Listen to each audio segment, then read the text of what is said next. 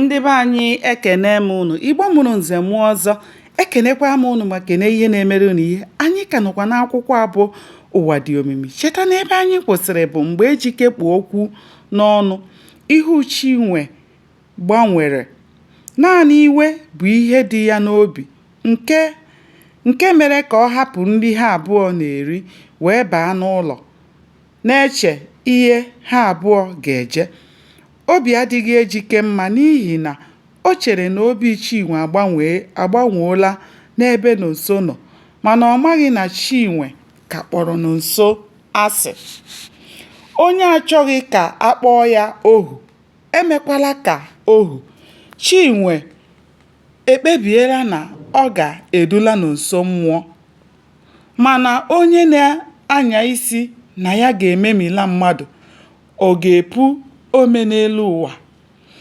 Ka chi ụtụtụ bọrọ, Chinwe sichara nri bunye di ya wee gwa ya na ya chọrọ ịga hụ enyi ya nwaanyị a na-akpọ Nkechi n'ihi na o teela aka ha abụọ hụdebere onwe ha anya. Ọ sịrị na enyi ya nwaanyị ahụ ajụọla ase ya ọtụtụ ugboro. Ka o kwuchara nke a, Ejike gwara ya ka ọ gbaa mbọ hụ na ọ lọtara n'oge. Nwaanyị na-akọ ihe di ya mere ya, ọ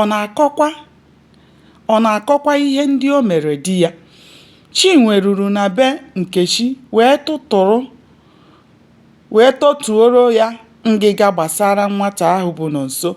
Chinwe gwara Nkechi na Nonso emeela di ya ọgwụ nke a na-akpọ ekwe, nke mere na di ya anaghị ekwezi ihe onye ọzọ kwuru ma ọ bụrụ na ọ bụghị nke Nonso kwuru. Atụrụ na-anyụle ọdụ si na ọ bụ obi onye nwe ya ka ọ na-anyụle. Mgbe Chinwe kwuchara ihe ndị a niile, Nkechi gwara ya na nsogbu adịghị, na nsogbu ya alaala, na ha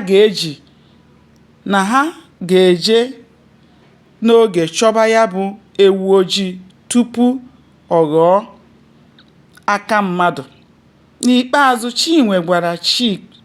Nkechi gwara Chinwe na ha abụọ ga-aga na nke otu onye dibịa a na-akpọ Ọkagbuo ka ọ kọrọ ya otu ya bụ mmiri si wee baa na opi ụgbọgụrụ.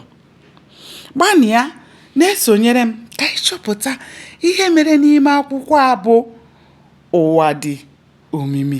Aka m bụkwa nwanne ụnụ nwaanyị Oriakụ Uju Anyanwụ. Ndewo, ka o mesịa.